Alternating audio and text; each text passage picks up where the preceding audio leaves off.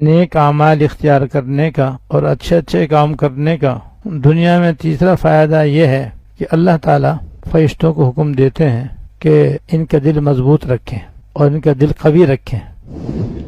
اور نیز اللہ تعالیٰ اس کو اپنی معیت کی دولت بھی عطا فرماتے ہیں۔ اللہ تعالیٰ کی معیت کا مطلب یہ ہے کہ اللہ تعالیٰ اس کے ساتھ ہو جاتے ہیں۔ تو اللہ تعالیٰ کا کسی کے ساتھ ہو جانا، کسی کا مددگار بن جانا، کسی کے ہمراہ ہو جانا، اس کو ہم ایک چھوٹی سی مثال سے یہ سمجھ سکتے ہیں کہ جیسے کوئی شخص بالکل ہی بے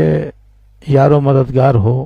اس کے اپنے بھی پرائے ہو چکے ہوں، اسے کوئی خیر خواہ ہمدرد نہ ہو، ہر طرح سے وہ بدحال ہو، دشمنوں کے شر سے پریشان حال ہو، ایسے وقت میں اگر بادشاہ وقت کہے کہ بھئی میں تیرا ساتھی ہوں، میں تیرے ساتھ ہوں، چل آگے، گھبرا مت بالکل بھی، میں سب کو دیکھ لوں گا، تو دیکھو وہ شخص جو بالکل ہی بے یار و مددگار تھا، دشمنوں کے شر سے خوف زدہ تھا، ذرا سا بادشاہ وقت نے اس سے یہ کہہ دیا کہ بھئی میں تیرے ساتھ ہوں، گھبرا مت، تو جیسے اس کو تسلی ہو جاتی ہے، بے فکر ہو جاتا ہے، بے غم ہو جاتا ہے۔ حالانکہ دنیا کے بادشاہ کی کیا حیثیت، وہ تو خود محتاج ہے، وہ کسی کا کیا مدد کر سکتا ہے جب تک کہ اللہ تعالیٰ کی مدد اس کے ساتھ نہ ہو۔ لیکن ایک مثال ہے سمجھنے کے لیے، اسی طرح یہاں سمجھ لیں کہ نیک کام کرنے والے کے لیے اور اللہ تعالیٰ کی تابعداری اختیار کرنے والے کے لیے اس آیت میں جو میں ابھی پڑھوں گا انشاءاللہ دو بڑے بڑے فائدے بیان فرمائے ہیں اللہ تعالیٰ نے۔ ایک تو یہ کہ اللہ تعالیٰ فرشتوں کو حکم دے دیتے ہیں کہ بھئی اس کے دل کو مضبوط رکھو، تھام کے رکھو، اس کے دل کو قوی رکھو، کیونکہ جتنا دل مضبوط رہتا ہے آدمی بڑی بڑی مصیبتوں میں پار ہو جاتا ہے، بڑے بڑے صدمات غموم سب اس کے لیے ہلکے ہو جاتے ہیں۔ اور اگر دل کمزور ہو، دل ہی اسے کیا کہتے ہیں ضعیف ہو، تو معمولی باتوں سے ڈر کر اس کا حال خراب ہو جاتا ہے۔ تو ایک بہت بڑا فائدہ یہ ہے نیک کام کرنے والوں کے لیے کہ اللہ تعالیٰ فرشتوں کو حکم دیتے ہیں کہ ان کے دل کو مضبوط رکھو اور قوی رکھو۔ دوسرے اللہ تعالیٰ اس کو اپنی ہمراہی کی نعمت عطا فرماتے ہیں، اللہ تعالیٰ ان کے ساتھ ہو جاتے ہیں۔ بس جس کے ساتھ اللہ تعالیٰ ہو جائے تو اسے اور اردو کے مسئلے جسے اللہ رکھے اسے کون چکھے، تو جو اللہ تعالیٰ کا ہو جاتا ہے تو ہر چیز اسی کی ہو جاتی ہے۔ چنانچہ اس آیت میں اللہ پاک نے یہ دو فائدے بیان فرمائے ہیں۔ قال اللہ تعالیٰ یوحی ربک الی الملائکۃ انی معکم فثبتوا الذین آمنوا، اللہ تعالیٰ فرماتے ہیں اس وقت کو یاد کرو جب تمہارے پروردگار یہ حکم دیتے تھے فرشتوں کو کہ بے شک میں تمہارے ساتھ ہوں اور تم ثابت قدم رکھو ان لوگوں کو جو ایمان لائے ہیں۔ تو اللہ تعالیٰ کی ہمراہی کسی کو مل جانا یہ کوئی معمولی فائدہ نہیں ہے، بہت ہی بڑا فائدہ ہے۔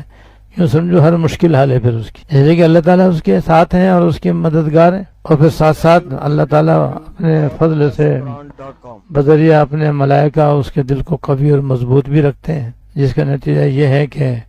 دشمنوں سے لڑائی کے دوران بھی اور دیگر مصائب و آلام میں بھی اللہ تعالیٰ کے تابعدار بندوں کا دل مضبوط رہتا ہے۔ جسمانی طور پر تکلیف سے تکلیف آتی ہے اور ہوتی ہے، غم کی باتوں سے غم ہوتا ہے، لیکن ان کا دل ہر وقت اللہ تعالیٰ کی طرف رجوع رہتا ہے، اور اللہ تعالیٰ کی طرف رجوع ہونے کی وجہ سے اور گناہوں سے بچنے کی وجہ سے اور نیک کاموں کی وجہ سے ایک تو ان کا دل مضبوط رہتا ہے، وہ صبر و تحمل کے ساتھ ہمت مردانہ کے ساتھ مصائب کا مقابلہ کرتے ہیں، مصیبتوں پریشانیوں کے اندر بھی اللہ تعالیٰ کی طرف رجوع رہتے ہیں، جس کے نتیجے میں ان کا دل قوی رہتا ہے۔ ایسی پریشانی نہیں ہوتی جیسے دوسروں کو ہوتی، اور پھر ان کے نیک اعمال اختیار کرنے کی وجہ سے اللہ تعالیٰ کی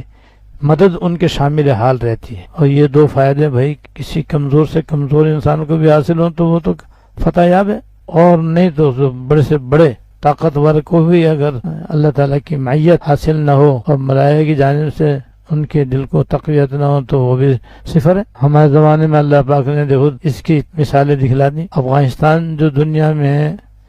مالی اعتبار سے بھی، معاشی اعتبار سے بھی، جنگی اعتبار سے بھی،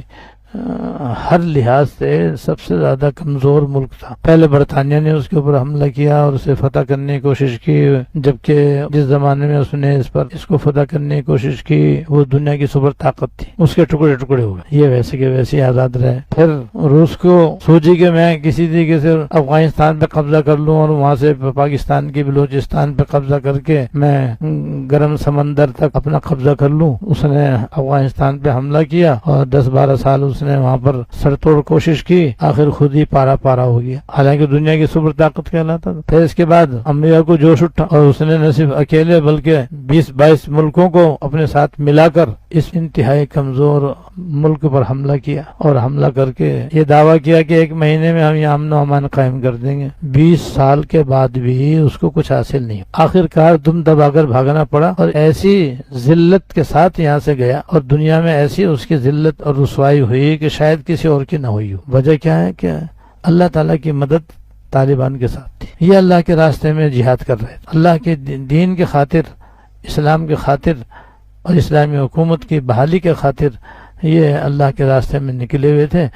اور اسلام میں جہاد تو ایسا ہے جیسے کہ پہاڑ کی چوٹی، تو یہ نیک کام تھا۔ سارے علماء کا فتویٰ ہے کہ یہ شرعی جہاد تھا، تو یہ سب مجاہد تھے، اللہ کے راستے میں انہوں نے جہاد کیا، تن من دھن قربان کیا، تو اللہ تعالیٰ نے ان کے دل کو بھی مضبوط رکھا، اور اللہ تعالیٰ نے دشمن ہی کی پاس سے اسلحے کی مدد پہنچا دی، اور پھر اللہ تعالیٰ نے ان مٹھی بھر مجاہدین کی ایسی مدد فرمائی کہ امریکہ اپنے حواریوں کے ساتھ شکست کھا گیا، اور بدترین شکست سے 2-4 ہوا، روس بھی شکست کھا گیا اور وہ بھی پارا پارا ہو گیا، برطانیہ بھی ٹکڑے ٹکڑے ہو گیا۔ اندازہ کر لو، تو جہاں اللہ تعالیٰ کا نام ہوگا، جہاں اللہ تعالیٰ کی فرما برداری اور تابعداری ہوگی اور اس کے حکم پر عمل ہوگا، وہاں انہیں کے ساتھ چاہے ظاہر میں کتنے ہی کمزور اور کیسے ہی نہتے اور معاشی اعتبار سے کیسے ہی کمزور ہوں، لیکن اللہ تعالیٰ کی مدد جس کے ساتھ ہو، تو جسے اللہ رکھے اسے کون چکے۔